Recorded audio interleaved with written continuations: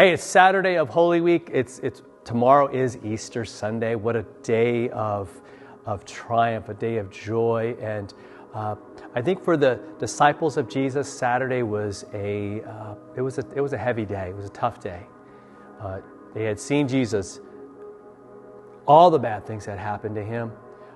And as we see those, I want us to see just how much he loves us, what he was willing to willingly do for us, right? He wasn't just willing, but he did it willingly. He laid his life down for us, to give us life, to give us hope.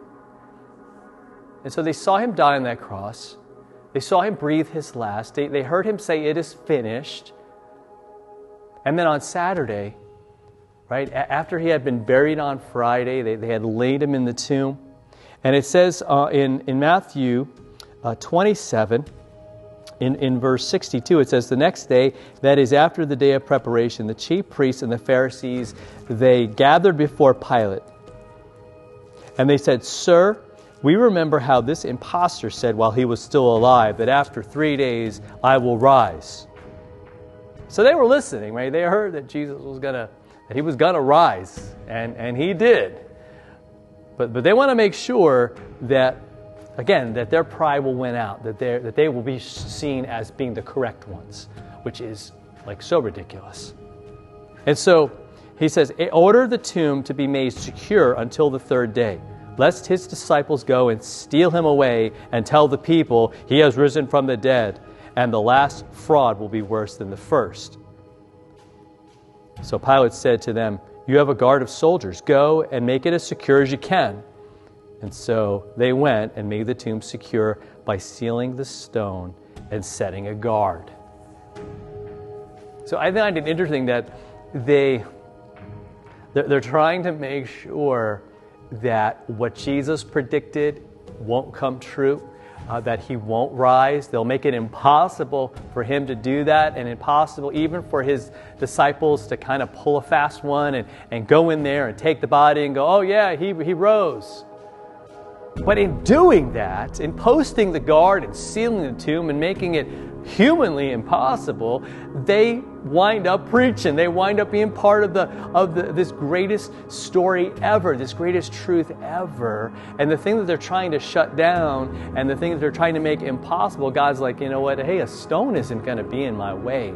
It's not going to be a problem. Your guards are not going to be a threat. It's not going to be secure at all. No one's going to come and take it. No one's going to come and steal him." And no one did. Because this is God's plan. This is his power. Human beings are going to try to stop it. These human beings, who, by the way, were religious people. I mean, let that sink in. They're trying to stop the work of God. And as you know, on Easter morning, that stone was rolled away. Angel of the Lord is there on top. And Jesus wasn't there. His body wasn't stolen. It was transformed, right? He was made, he came to life, right? He rose. He rose. Tomorrow, we're going to celebrate that he rose, right, at church. And so, if you're watching this and you're not near Malvern, PA, which is where I'm at, if you are, then come out. We'd love to see you. If not, then find a place, find a group of believers and celebrate this victory over death. It started and was completed on the cross, and then ultimately completed as he rose. Remember, those two events are so closely tied that they cannot be separated. He died and rose